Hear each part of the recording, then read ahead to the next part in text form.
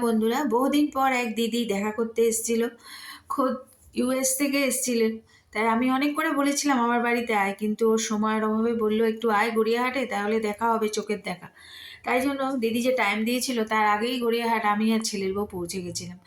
পৌঁছে দিদি আসার অনেক আগে পৌঁছে গেছিলাম বলে, যা টাইম দিয়েছিল তার আগেই পৌঁছেছিলাম বলে আমরা একটু এটা ওটা দোকান দেখছিলাম, সেগুলোই একটু ক্যাপচার করেছি। তারপর দিদি এলো। দিদি খোদ ইউএস থেকে এসেছিলো, তাই জন্য দিদি একটু শাড়ি, ওখানকার কোনো পরিচিত ওনাকে একটু শাড়ি কিনতে দিয়েছিল, সেটার জন্য আমরা একটু শাড়ির দোকানেও ঢুকেছিলাম। আর একটু বলি, ছোটোবেলায় আমাদের হচ্ছে আমার মাস্তুতো দিদি। তা আমার মায়েরা দুই বোন পাশাপাশি বাড়ি করেছিল, সারাক্ষণ এই দিদির সাথে গিয়ে গল্প করতাম, আড্ডা মারতাম। আর আমরা ছোটোবেলায় খুব পুজো পুজো খেলতাম, জানো।